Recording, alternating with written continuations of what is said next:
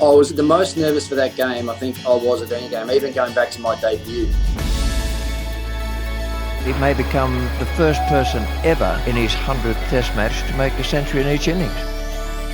My family didn't travel much to watch me play. They probably went to about half a dozen Test matches that I played. And all of a sudden I'm playing my 100th Test and I've got like 3 whole corporate boxes at the SCG that I got full of family and friends and sponsors and my wife's family and all that. So the build-up was probably a little bit different than it normally would be. And I just find myself putting a little bit more pressure on myself than I probably needed. I remember standing at second slip early on. AB de Villiers was opening the batting for South Africa at the time and nicked one to me. Dropped him! Oh, Ricky. Straightforward catch. Catch goes down. I didn't have to move. Hit the middle of my hands and pop straight out. It was a great slipper, but this was a regulation catch.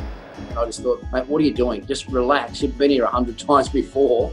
Just relax and enjoy it for what it is. You know, it's your 100th game. Not many people get the opportunity to do it. Enjoy it for what it is. And then from that moment on, you know, once I got out there to batting, you know, I was in pretty good touch. I'd had a few pretty good years leading up to that, I guess. Ricky Ponting in this sort of form puts those away. Almost at the peak of my powers then as a player. Oh, and short and smashed away. This is the best puller in the game of cricket. He has dispatched that one nonchalantly to the boundary. Got a really good 100 in the first innings, which, you know, obviously I was ultra proud of. To get 100 in your 100th Test match was great. Oh, there might have been one. Now he's missed it. Ricky Ponting has managed to get through for the single he needed, back for the second. So there is a century, a really good captain's knock. 27 Test centuries.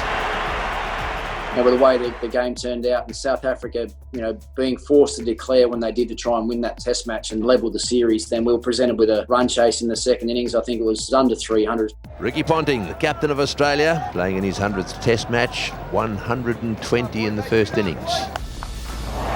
Oh, that's the best of Ricky Ponting. Oh, brilliant shot. Just do that run chase so comfortably, you know. It was a pretty special feeling.